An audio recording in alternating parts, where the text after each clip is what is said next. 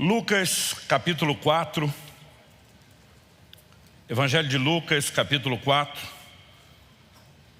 Nós vamos tomar esse texto como ponto de partida e referência. Nós vamos ler juntos a partir do versículo 16 até o verso 21. Lucas 4, de 16 a 21. O texto sagrado diz assim: Jesus foi para Nazaré, onde havia sido criado. Num sábado, entrou na sinagoga, segundo o seu costume, e levantou-se para ler. Então lhe deram um livro do profeta Isaías. E abrindo o livro, achou o lugar onde está escrito: o Espírito do Senhor está sobre mim, porque Ele me ungiu para evangelizar os pobres, enviou-me para proclamar libertação aos cativos e restauração da vista aos cegos, para pôr em liberdade os oprimidos e proclamar o ano aceitável do Senhor. Tendo fechado o livro, Jesus o devolveu ao assistente e sentou-se. Todos na sinagoga tinham os olhos fixos nele. Então Jesus começou a dizer: hoje se cumpriu a escritura que vocês acabam de ouvir. Meu Deus, pedimos a direção, a liderança do Teu Espírito Santo, a condução na exposição das verdades, a aplicação prática, o entendimento espiritual que só o Senhor pode proporcionar. E acima de tudo, pedimos por aquele despertar da fé, por aquela obra sobrenatural que só o Senhor, por meio da Tua palavra, pode produzir no íntimo de cada um de nós. E que a Tua palavra de fato produza o efeito, os resultados e aquilo que o Senhor planejou para essa hora. É a nossa oração em nome de Jesus. Amém. Bom, eu quero tomar esse texto, esse episódio, onde Jesus lê Isaías 61. O texto que ele leu está ali nos primeiros versículos de Isaías 61. E eu quero chamar a sua atenção para o fato de que Jesus reconhece que essa era uma profecia messiânica. Uma profecia que apontava para o Cristo, para o Messias. Aliás, a declaração é: o Espírito do Senhor está sobre mim porque me ungiu. Aqui é o próprio ungido, aquele que recebeu a unção, né? No hebraico o termo ungido usado era Messias, no original grego é Cristo. Essa palavra significa ungido. Então ele está dizendo: ele me ungiu para quê? Evangelizar os pobres, proclamar libertação aos cativos. Todas essas declarações são fáceis de entender. Nós não temos dificuldade do que significa evangelizar os pobres, o que significa proclamar libertação aos cativos, restauração da vista aos cegos, pôr em liberdade o oprimido. Mas no verso 19 ele diz: e proclamar o ano aceitável do Senhor. Muita gente ao longo dos anos do meu ministério me pergunta: o que é que significa isso? Proclamar o ano aceitável do Senhor. O que significa esse tal de ano aceitável? E aí nós precisamos entender isso por uma lente específica. Não era só uma lente cultural. Era um comportamento que também se tornou cultural, determinado pelo próprio Deus. E até onde tenho visto, a grande maioria, é praticamente unânime, de todos os estudiosos, dos comentaristas bíblicos, fazem um link com essa declaração de Jesus, o ano aceitável do Senhor, com um único e grande conhecido evento do Antigo Testamento, que era o chamado ano do jubileu. Então Deus estabeleceu um princípio no ano do jubileu, onde todo escravo saía livre, toda dívida era perdoada e toda a propriedade voltava ao seu dono original. Esse era de fato uma determinação de Deus, era parte da lei de Moisés. E na verdade nós vamos ler um pouco a respeito disso. E Jesus pega esse ano, um ano que precisava ser proclamado. Ele acontecia uma vez a cada 50 anos. E Jesus está dizendo: eu vim proclamar o ano aceitável do Senhor.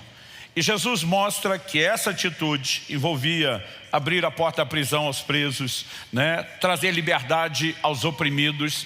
E ele relaciona não só a profecia de Isaías com o Messias, como ele faz referência a uma outra figura bíblica e diz: tudo isso se cumpre em mim.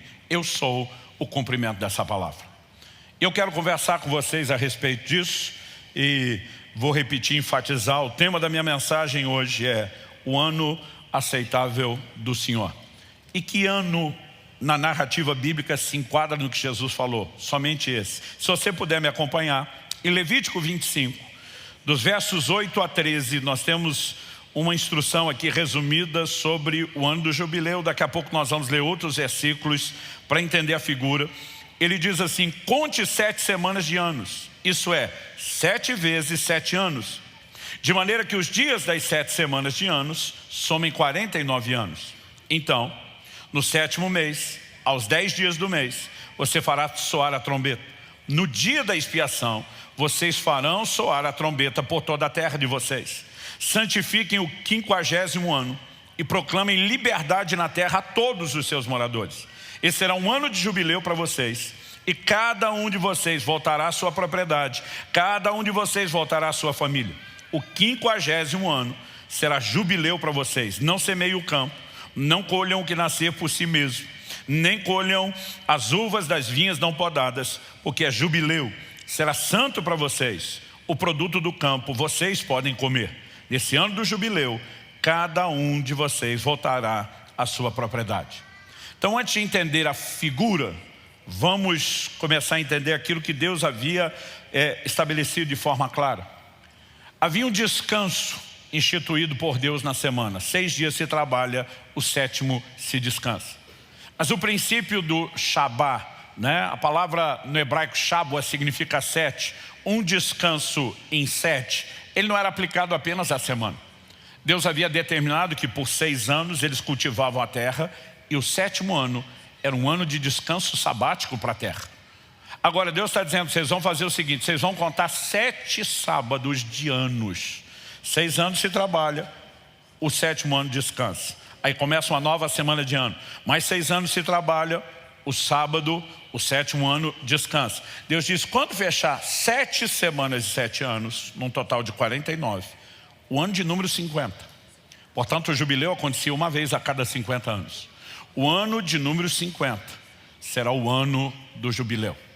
A maioria das pessoas iria ver um único ano do jubileu na vida. Não era algo que acontecia toda hora. A menos que a pessoa nascesse um pouquinho antes do jubileu e pegasse isso muito criança, né? A chance de poder passar por 2 jubileus ao longo da vida era rara. A maioria das pessoas veriam isso uma única vez. Não era um evento corriqueiro, mas obviamente uma ordenança que deveria ser respeitada. Nesse dia algumas coisas aconteciam. Era um ano de libertação completa. Toda dívida era perdoada. Ninguém que estivesse devendo qualquer coisa a qualquer pessoa, depois do ano do jubileu, continuava endividado. O que não foi pago até o jubileu se zerava. Era um tempo de recomeço, zerava a vida de todo mundo. Não só as dívidas eram perdoadas, mas tudo aquilo que as dívidas causavam. Então muitas vezes as pessoas vendiam suas propriedades porque empobreceram. Não havia especulação imobiliária naquela época como nós temos hoje. Aliás, Deus havia determinado, a terra não se vende por possessão perpétua. A terra é minha.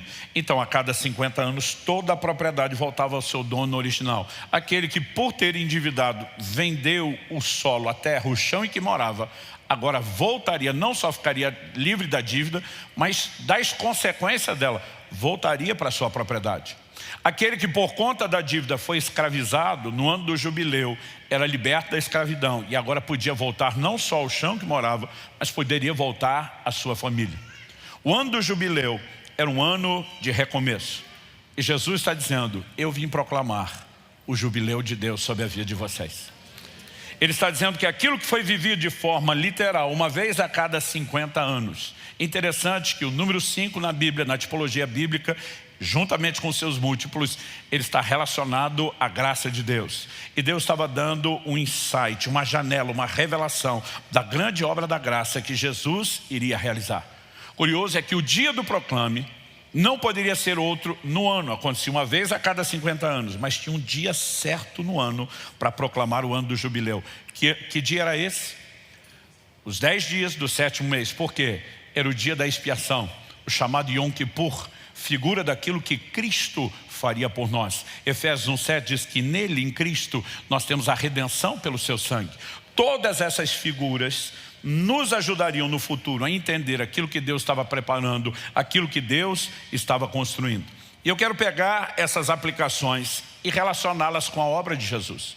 Porque se Jesus está dizendo, eu vim anunciar o ano aceitável do Senhor, o jubileu de Deus sobre a vida de vocês, para que a gente entenda o que Cristo está oferecendo, nós precisamos entender o paralelo.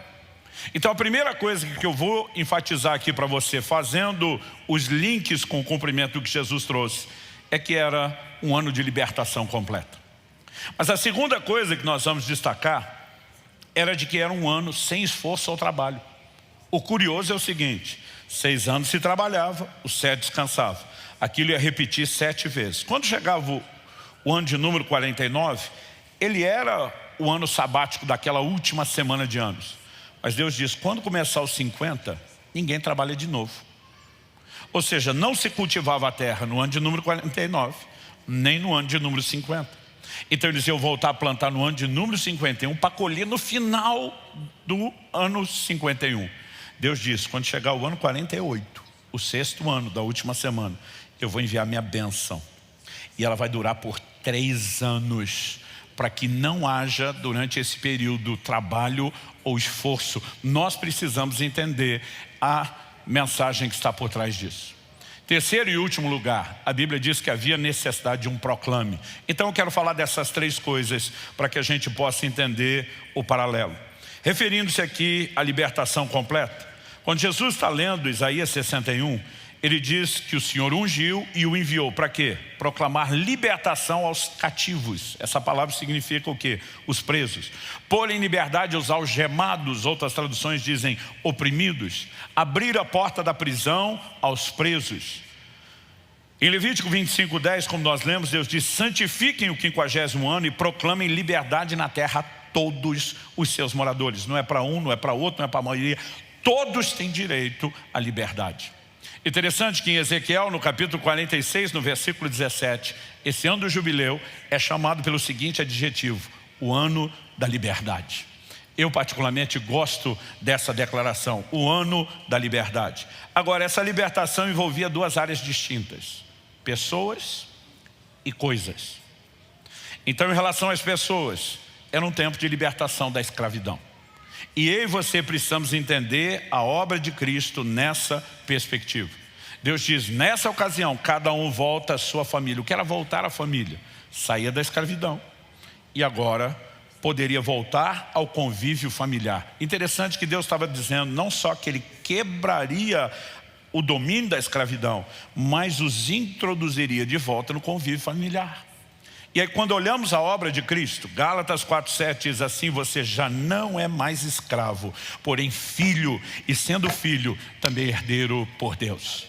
Deus não veio apenas tirar a escravidão, Ele veio nos devolver a sua família. Em Romanos 8:15, Paulo diz, porque vocês não receberam o espírito de escravidão para viverem outra vez atemorizados, mas receberam o espírito de adoção, por meio do qual clamamos, Abba, Pai. Não mais escravidão, mas a inserção na família. À medida que você vai lendo o Novo Testamento, você percebe não só a libertação da escravidão, mas a libertação da dívida. É lógico que o Novo Testamento enfatiza que essa dívida, que no Antigo Testamento era vista só como monetária, financeira, ela tem uma aplicação espiritual em relação ao pecado. Colossenses 2, versos 14 e 15, diz assim, cancelando o escrito de dívida que era contra nós, e que constava de ordenanças, o qual nos era prejudicial, removeu inteiramente, cravando na cruz, e despojando os principados e as potestades, publicamente os expôs ao desprezo, triunfando deles na cruz. Cancelando o escrito de dívida que havia contra nós. O escrito era o termo legal, pelo qual a pessoa estava endividada. Até em tempos recentes a gente falaria disso chamando de uma nota promissória. E a Bíblia diz que ele pega o escrito e cancela. E a Bíblia diz que Ele o pregou na cruz. Quando o nosso Senhor foi pregado na cruz, nossa dívida de pecado estava sendo cancelada. Quantos são gratos a Deus por isso? Nós precisamos entender que essa libertação envolve também a questão do poder do pecado. No capítulo 8 de João, no verso 34, nosso Senhor diz assim, Jesus respondeu, em verdade lhes digo, que todo o que comete pecado é escravo do pecado. Então Jesus não veio apenas nos perdoar da condenação de pecados cometidos, vou falar disso também. Mas Ele diz que quem peca é escravo, ele não consegue sair daqui. Então o que é que Jesus veio fazer? O que é que Cristo veio nos disponibilizar? Em Romanos, no capítulo 6, E no verso 14, o apóstolo Paulo diz: porque o pecado não mais terá domínio sobre vocês, pois vocês não estão debaixo da lei, e sim debaixo da graça. É a quebra do domínio, não apenas da culpa. É a quebra do controle, da escravidão, da prisão do pecado que nos foi proporcionada. Quem está entendendo, diga amém. Então, olhando para a Escritura, a gente reconhece essa obra. Em 2 de Pedro 2,19 a Bíblia diz: quem é vencido em algo se torna escravo daquele que o vence. Quando éramos vencidos pelo pecado, nós estávamos numa condição de escravidão. Mas o que Jesus oferece é mais do que perdão, é libertação do domínio do pecado, libertação do poder do pecado, não só da dívida. Ele também trouxe libertação da culpa, da condenação, que eram os efeitos disso. Não vamos negar esse outro aspecto. Embora a obra dele não se limite a isso, é importante ressaltar. Romanos 8,1, nenhuma condenação mais há para os que estão em Cristo Jesus. Outro dia um irmão olhou para mim e falou: estou pagando pelos meus pecados. Eu falei: filho, se tu tivesse que pagar essa conta, tu estava lascado num nível que você não consegue imaginar. Seus pecados já foram pagos, você não precisa pagar pelos seus pecados. Em 2 Coríntios 5,17 a Bíblia diz: se alguém está em Cristo, nova criatura é. As coisas velhas já passaram, eis que tudo se fez novo. Jesus está dizendo: eu vim anunciar o ano aceitável do Senhor sobre a vida de vocês. E Ele veio trazer a libertação do domínio do diabo sobre as nossas vidas. Porque não era apenas o pecado que nos escravizava, mas através do pecado o próprio Satanás nos escravizava. Mas Colossenses capítulo 1, verso 3 diz: Ele nos libertou do poder das trevas e nos transportou para o reino do seu Filho amado. Deus seja louvado. Em 1 de João, no capítulo 3, no verso 8, a Bíblia diz que o Filho, falando de Jesus, o que veio anunciar o ano aceitável do Senhor, se manifestou para destruir as obras do diabo. Às vezes eu achava que as obras do diabo eram apenas aqueles ataques contra a gente. Até porque em Atos 10, 38, a Bíblia diz: Deus ungiu a Jesus de Nazaré com Espírito Santo e poder, o qual andou por toda parte, fazendo bem, curando a todos os oprimidos do diabo. Isso não significa que toda doença tem uma origem maligna, mas obviamente existe aquelas que são classificadas de opressão do diabo. Lucas 13 diz que Jesus impõe as mãos sobre uma mulher encurvada e que ela tinha um espírito de enfermidade. Então eu pensava: Jesus destruir as obras do diabo, esse povo que estava ali preso numa enfermidade, com a vida amarrada numa área, Ele vem trazer libertação. Não, se você vai estudar 1 de João 3, a Bíblia está falando de pecado. A Bíblia está falando de filhos de Deus e filhos do diabo, e que os filhos de Deus não vivem na prática do pecado, porque isso é o que acontece com os filhos do maligno. Ele diz que os filhos de Deus têm a semente de Deus, mas que os filhos do diabo têm uma outra semente. Quando a Bíblia está dizendo que Ele veio destruir as obras do diabo, está dizendo que Ele veio mexer lá no cerne da nossa natureza. Ele vem quebrar a força e o controle do pecado, não apenas trazendo perdão, mas nos proporcionando mudança de natureza. Hebreus capítulo 2, versos 14 e 15 também fala dessa libertação do controle maligno. Visto, pois, que os filhos têm participação comum de carne e sangue, também Jesus igualmente participou dessas coisas para que por sua morte destruísse aquele que tem o poder da morte, a saber, o diabo, e livrasse todos os que pelo pavor da morte estavam sujeitos à escravidão por toda a vida. Um dia eu li esse texto: e destruísse aquele que tinha o poder da morte, a saber, o diabo. O irmão gritou: bem feito. Eu amo essas declarações que falam a respeito daquilo que nos foi disponibilizado por meio de Cristo Jesus. É uma libertação plena, é completa. Mas essa libertação não apenas liberou as pessoas, ela também mexe com aquilo que nós vamos classificar como coisas que são impessoais, ainda que algumas delas sejam abstratas. Era um ano de restituição das posses. É interessante observar que ali em Levítico 25, nós lemos do 8 ao 13 antes. Eu quero ler agora do 13 ao 16. Nesse ano do jubileu, cada um de vocês voltará à sua propriedade. Quando você vender algo ao seu próximo ou comprar alguma coisa dele, não explore o seu irmão. Você comprará do seu próximo com base no número dos anos desde o último jubileu. E segundo o número dos anos das colheitas até o próximo jubileu, ele venderá a você. Sendo muitos anos, você aumentará o preço. E sendo poucos anos, você abaixará o preço. Porque ele está vendendo a você o número das colheitas. Deus está dizendo: a terra não se vende por possessão. O que está sendo negociado é o número das colheitas. Mas quando vinha o jubileu, toda a propriedade voltava ao seu dono. Então havia restituição das posses.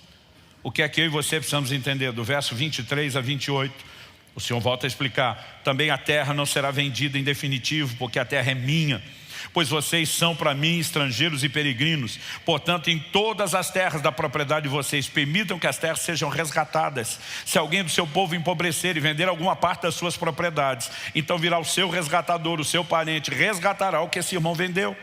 Se alguém não tiver resgatador, porém vier a tornar-se próspero e achar o bastante com que a remir, então contará os anos desde a sua venda, e o que ficar restituirá ao homem a quem vendeu, e assim poderá voltar à sua propriedade. Mas, se as suas posses não lhe permitirem reavê-la, então a propriedade que for vendida ficará na mão do comprador até o ano do jubileu. Porém, no ano do jubileu, sairá do poder desse, e aquele poderá voltar para a sua propriedade. Era um ano de restituição de posses. Quando Jesus está dizendo, eu vim anunciar o ano aceitável do Senhor sobre a vida de vocês, Ele não está mera e simplesmente dizendo, é uma libertação dos pecados. Ele está dizendo, é um tempo de restituição. E eu creio que isso não se limita à restituição material. Muitos de nós precisamos acreditar que existe uma bênção que é parte da obra da graça chamada restituição. Jesus se refere ao diabo dizendo, o ladrão veio para roubar, veio para matar, veio para destruir. Ele diz, eu vim para que tenham vida. Às vezes a gente só pensa, bom, ele trazia a morte, Jesus trouxe vida. Mas se ele veio roubar, Jesus veio fazer o quê? Restituir. Nós temos direito à restituição, e não apenas de coisas. Nós precisamos acreditar em restituição familiar. Nós precisamos acreditar em tudo aquilo que o Senhor pode acrescentar. Mas sabe o que é interessante? A Bíblia não limita a restituição de coisas, só o que é tangível, seja a questão familiar ou pessoas. A Bíblia fala da restituição do tempo. Você sabia que é possível viver isso? Em Joel, no capítulo 2, no verso 25, Deus havia feito uma promessa. Qual era a promessa? Restituirei os anos que foram consumidos pelo gafanhoto. Deus está dizendo, vocês perderam muito tempo tentando a colheita que não vinha, o pouco que via era consumido. Deus está dizendo, eu não vou restituir só os mantimentos, eu vou restituir os anos perdidos. Existe algo que eu não sei como a gente explica, mas para tentar inventar um nome, eu vou criar uma classificação aqui, vou tomar liberdade. Há uma unção de aceleração que nós podemos experimentar, estilo aquela de quando a mão do Senhor vem sobre Elias e ele corre como nunca havia corrido. Nós podemos viver resultados extraordinários. Em Efésios, no Novo Testamento, capítulo 5, versos 15 e 16, a Bíblia diz, portanto, vede prudentemente como andais, não como necios, e sim como sábios. Verso 16, remindo o tempo, porque os dias são maus. Pastor, o que significa remir? Sinônimo de resgate. Reaver o que foi perdido por meio do ato de compra. Deus está dizendo que eu e você podemos remir o tempo, resgatar o tempo. E eu creio que estamos vivendo um tempo e uma fase onde muitos serão atraídos para esse lugar de entendimento e uma resposta de fé. E vão viver uma unção de aceleração, de ganhar tempo que foi perdido no passado. Era um ano de libertação completa, não só de pessoas, como também de coisas. Mas em segundo lugar, era um ano sem esforço ou trabalho. E aqui nós precisamos entender algo. Quando você vem para o Antigo Testamento, mesmo antes da lei de Moisés, você percebe já na criação que durante 6 dias, não vou gastar tempo discutindo isso aqui, mas não consigo de forma alguma dizer que esses dias são dias de 24 horas. Nos primeiros 3 dias não existe sol e lua, não existe ciclo de 24 horas, vão ser criados a partir do 4º. A palavra ali traduzida dia é período de tempo. Mas depois dos 6 dias da criação, o 7º Deus descansou. E a Bíblia diz que esse 7º dia também não terminou, que nós vamos entrar no descanso de Deus, que Ele dura até hoje. Portanto, se pelo menos 4 dos 7 dias não são de 24 horas, eu não vejo necessidade nenhuma de brigar por uma tentativa de dizer que são de 24 horas. Mas a verdade é que Deus pega um de 7 e Ele diz, isso aqui está santificado para o descanso. Depois, na lei de Moisés, isso é incorporado no decálogo, nos 10 mandamentos, e se torna um dos principais mandamentos. 6 dias você trabalha, ao 7º você descansa. Deus nunca limitou o sábado só aos dias semanais. 6 anos se cultiva a terra, no 7º ano se descansa. Agora a pergunta é, no Novo Testamento, na Nova Aliança, no tempo que nós vivemos hoje, debaixo da obra de Cristo, o sábado ainda é uma ordenança a ser guardada? O que eu e você precisamos compreender? Que quando Deus fala sobre a bênção, então vou repetir, 7 semanas de 7 anos cada. Quando chegava o ano de número 49, antes do jubileu, 49 ninguém podia plantar terra. Então eles iam viver da colheita anterior. Mas no ano de número 50, era um segundo sábado, não podia plantar de novo. Então 2 anos sem mantimento. No terceiro ano, eles iam começar nas horas certas o plantio, e a colheita só chegaria no final de 3 anos. Como lidar com esse ato de produtividade? Outro dia alguém falou, ainda bem que esse negócio não passou para hoje. O PIB ia despencar a cada 7 anos no Brasil. Levítico 25, de 20 a 22, Deus diz, se vocês perguntarem, o que comeremos no 7º ano, se não podemos semear nem fazer a colheita, saibam que eu lhes darei a minha bênção no 6º ano, para que a terra produza o suficiente para 3 anos. Então, o 6º ano vocês estão trabalhando, vem a bênção. Para quê? Porque no 7º vocês não plantam, no 8º também não. Mas quando no 9º vocês começarem, até a hora de colher, a colheita do 6º ano será abundante o suficiente para suprir vocês. É lógico que Deus diz, o que nascer do campo, que você não trabalhou, pode pegar. Ele não estava dizendo que não poderia comer de nada que nascesse espontâneo, mas a ideia era, não existe trabalho. O que é que Deus está tentando comunicar com isso? Efésios 2,8, pela graça sois salvos, mediante a fé. Isso não vem de vós, é um dom de Deus, não vem das obras, para que ninguém se glorie. Quando a Bíblia fala de fé, ela vai mexer nesse contexto de trabalho. Em Romanos, no capítulo 4, de 3 a 5, o apóstolo Paulo diz, pois o que diz a Escritura? Ela diz, Abraão creu em Deus e isso lhe foi atribuído para a justiça. Ora, para quem trabalha, o salário não é considerado como favor, mas como dívida. O cara trabalhou, ele merece o salário. É mérito, é recompensa. Mas aí ele, depois de estabelecer esse argumento, ele fala assim, mas para quem não trabalha, porém crê naquele que justifica o ímpio, sua fé lhe é atribuída como justiça. A fé é apresentada como algo que sem esforço, ou melhor do que esforço, sem mérito algum, você é introduzido no que é um favor, não é algo que você mereceu. Como que nós entramos lá? A Bíblia está dizendo que pela fé você pode ter o resultado daquilo que você não trabalhou, que você merece. Romanos 5,2 diz, pela fé temos acesso a essa graça. Hebreus 4,3 diz, nós os que cremos entramos no descanso. O sábado era uma figura daquilo que a bênção, o favor de Deus nos acrescentaria sem nenhum tipo de mérito. Existe o que nós já estamos desfrutando agora, e a Bíblia diz, há um repouso sabático para cada um de nós. No ano aceitável do Senhor, não é coincidência que se aumentasse a intensidade daquele conceito que eles tinham de sábado, porque Deus queria que eu e você entendêssemos, não tem absolutamente nada a ver com mérito, e sim com o favor dele. Quem está entendendo, diga amém. Terceiro e último lugar, a necessidade de um proclame. Jesus diz, eu vim proclamar o ano aceitável do Senhor. Qual é o proclame? Por que isso tinha que ser anunciado? Vou ler de novo Levítico 25, 9 e 10, que lemos antes. Então no 7º mês, aos 10 dias do mês, você fará soar a trombeta. No dia da expiação, vocês farão soar a trombeta por toda a terra de vocês. Santifiquem o 50º ano e proclamem liberdade. Liberdade tinha que ser proclamada. Proclamem liberdade na terra a todos os seus moradores. Esse será um ano de jubileu para vocês. E cada um de vocês voltará à sua propriedade. Cada um de vocês voltará à sua família. Por que esse ano tinha que ser anunciado? Gente, para muita gente era uma vez na vida. E as pessoas na antiguidade não controlavam o tempo como eu e você fazemos hoje. Hoje a gente consegue dar uma olhada no relógio, rapidinho eu vejo não só o horário, que inclui a precisão dos minutos e até o controle de segundos, como eu já tenho um marcador para me lembrar que hoje é dia 12 de março.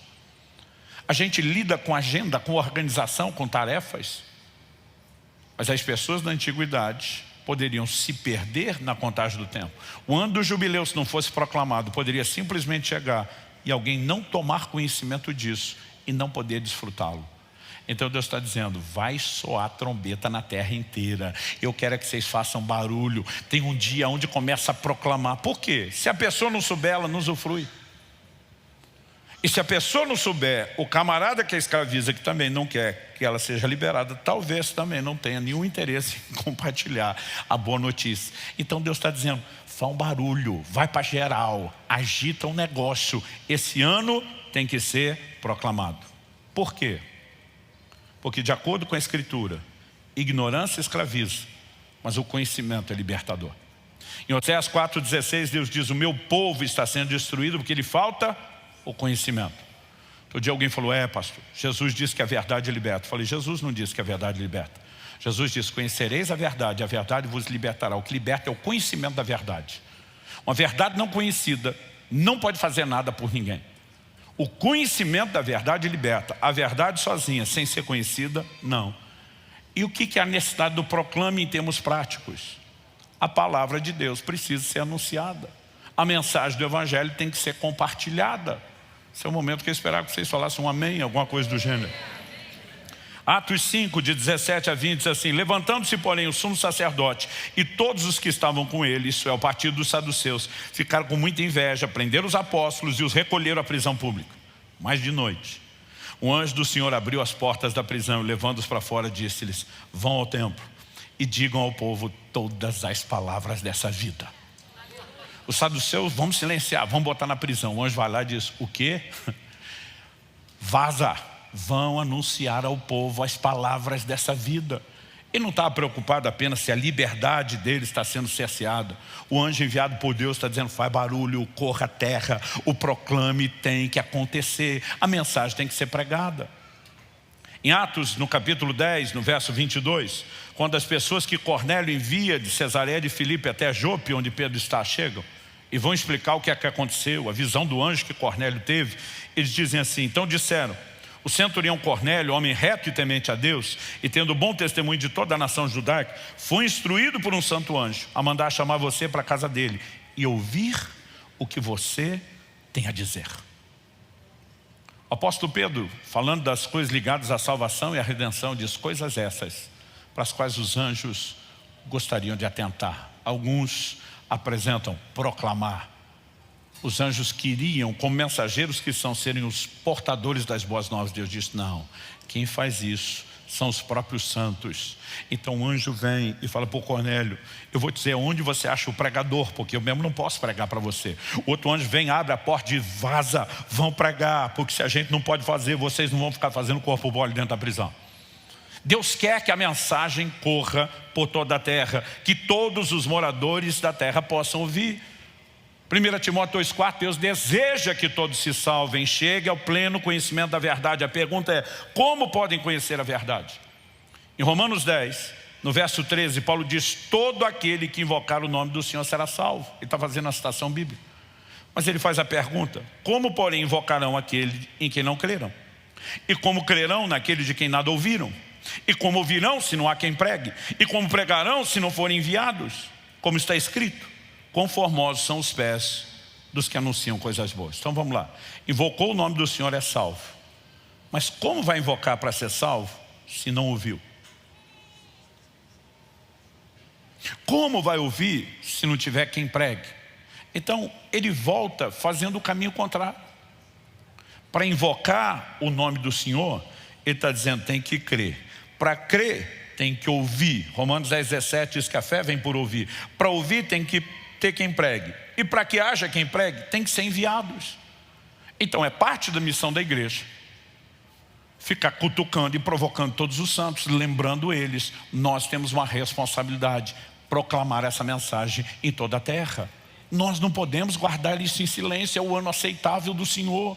Jesus é o primeiro a proclamar, Ele entrega isso aos seus apóstolos, depois Ele diz a toda a igreja, vão e preguem o Evangelho a toda criatura. A palavra Evangelho significa boas novas, essa notícia tem que ser espalhada. Porque a menos que haja o conhecimento, e não apenas o conhecimento intelectual, mas aquilo que provoca a resposta de fé, nós nunca vamos entrar naquilo que Deus tem. E quando falamos do poder da ignorância, eu me lembro de um episódio que é atribuído a Charles Spurgeon, chamado Príncipe dos Pregadores, um grande pregador batista na Inglaterra. E ele compartilhou essa experiência pessoal. Eu tirei isso do livro Nome de Jesus, do Kenneth Hagin, no capítulo 7. Ele contando a história diz o seguinte, que Spurgeon foi chamado à casa de uma senhora de idade que estava confinada à cama. A desnutrição estava acabando com ela. Durante sua visita, Spurgeon notou um documento emoldurado, pendurado na parede. Perguntou à mulher, é seu? Ela disse que sim. Explicou que tinha trabalhado como doméstica no lar de uma família inglesa. Antes de a condessa fulana morrer, explicou a mulher, ela me deu isso. Trabalhei para ela durante quase meio século. Tive tanto orgulho desse papel, porque ela me deu. Mandei colocar numa moldura. Ficou pendurado na parede desde a morte dela, já faz 10 anos. O senhor Spurgeon perguntou: a senhora me daria licença para levá-lo e mandar examiná-lo mais de perto? Oh, sim, disse a mulher, que nunca aprendera a ler. É só cuidar para que eu receba de volta. Spurgeon levou o documento às autoridades. Essas já o tinham procurado. Tratava-se de uma herança. A dama da nobreza inglesa alegara a sua empregada uma casa e dinheiro. Aquela mulher morava numa casinha de um só cômodo, feita de cacho de madeira. Estava morrendo de fome, mas tinha pendurado na parede um documento que autorizava a receber todos os cuidados e morar numa casa excelente. O dinheiro estava acumulando juros. Pertencia a ela. Spurgeon ajudou-a a obtê-lo, mas o dinheiro não fez tanto bem a ela quanto poderia ter feito mais cedo. A questão é, não adianta você ter direito a algo e não conhecer. A mulher analfabeta fica feliz com o pedaço de papel, emoldura aquilo. Minha senhora lembrou de mim antes de morrer, sem entender que é um testamento. Assim como muitos de nós simplesmente abraçamos a Bíblia, a palavra de Deus, e a gente diz: Jesus deixou algo para mim antes de morrer. Mas porque a gente não conhece aquilo que é nosso, a gente não pode desfrutar. Ou não vamos falar da gente, talvez você diga: não, pastor, eu estou desfrutando o ano aceitável do Senhor. E as outras pessoas?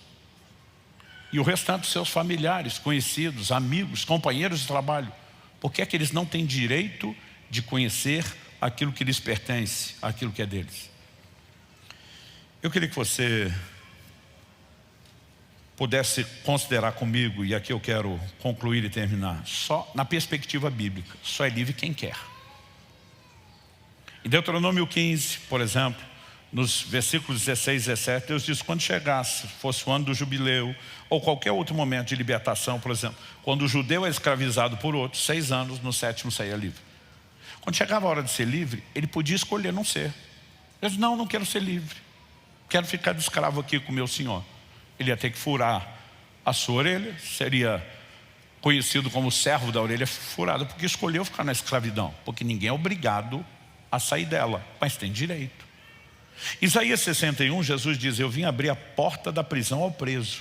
Jesus está dizendo, ele não vai arrancar o preso lá de dentro, ele abre a porta, o preso sai se quer. E acredite você ou não, tem gente que não quer sair da prisão.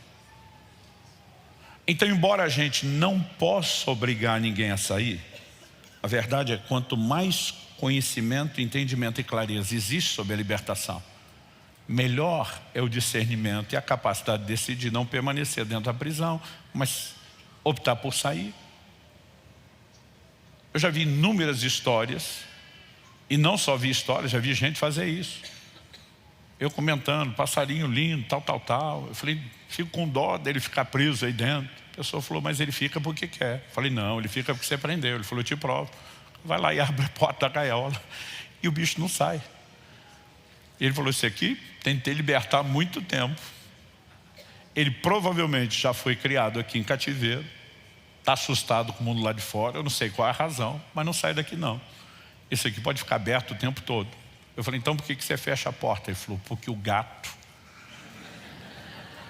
não respeita a porta aberta. Sabe, eu e você precisamos entender e compreender aquilo que Deus está colocando diante de nós. Ele está dizendo, eu fiz tudo o que precisava ser feito. Agora é com vocês. Para aqueles que vocês já conheceram, tem que decidir sair. Para os demais que ainda não conheceram, nós precisamos anunciar, a porta da prisão está aberta.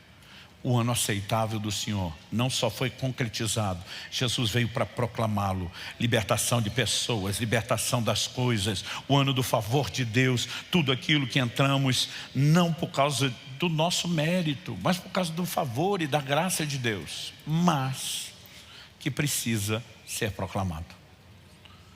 Porque a proclamação não gera só o conhecimento intelectual, ela gera a resposta de fé necessária para se invocar e para se desfrutar aquilo que Deus tem.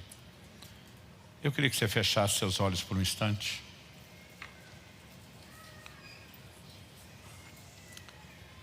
Meu Deus, a palavra foi compartilhada e ensinada, mas só o Senhor pode de fato iluminar os olhos do nosso entendimento.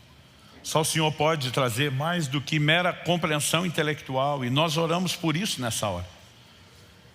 Eu oro por cada um dos meus irmãos e irmãs que estão nesse auditório, por aqueles que nos acompanham por meio dessa transmissão, ou mesmo posteriormente, por meio de terem contato com uma gravação. Que a mão do Senhor os toque. Que o Espírito de Deus os ajude numa aplicação prática. Queremos, ó Deus, compreender onde estamos em relação ao entendimento do que é o ano do jubileu que nos tem sido proporcionado, o que é o ano aceitável do Senhor que Cristo veio concretizar para cada um de nós. Eu oro que cada pessoa possa não apenas entender, mas usufruir da sua libertação completa. Eu oro que cada um possa entender que isso não depende de mérito, não tem a ver com esforço, tem a ver com a capacidade de crer para usufruir o favor do Senhor. Mas nós oramos que o conhecimento, que o proclame, seja de fato o elemento necessário para produzir essa fé. A fé que nos leva ao descanso, à obra da graça, ao favor. Mas nós oramos que cada um possa viver a plenitude do que o Senhor tem disponibilizado. Eu oro que ninguém seja, ó Deus, vítima da ignorância, da falta de conhecimento do que o Senhor disponibiliza. Tua palavra diz que o Teu Espírito nos foi dado, entre outras coisas, para que possamos conhecer aquilo que nos foi dado gratuitamente. E nós oramos, Espírito Santo, conduze-nos ao entendimento da palavra, daquilo que é nosso por direito.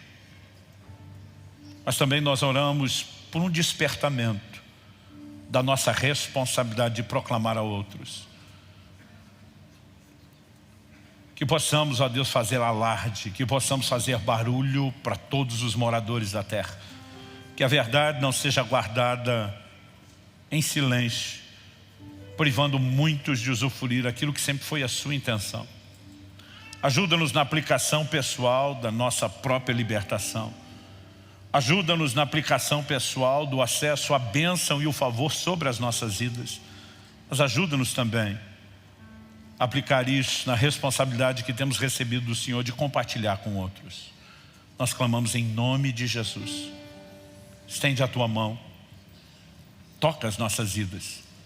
Fortalece a compreensão por meio da ação poderosa do Teu Espírito Santo, o Espírito da verdade. Desperta a fé. E que cada um possa, ó Deus, debaixo de todos esses recursos celestiais, escolher passar pela porta aberta da prisão. Escolher usufruir a liberdade completa que o Senhor nos proporciona. Ajuda-nos a entender cada vez mais a obra da redenção. De maneira não apenas a sermos mais gratos, de maneira não só a usufruir a plenitude, mas também, como dissemos, a compartilhar de forma não só responsável, como também apaixonada. Nós oramos em nome de Jesus. Em nome de Jesus. Se você crê e concorda, diga amém. Glória a Deus. Glória a Jesus.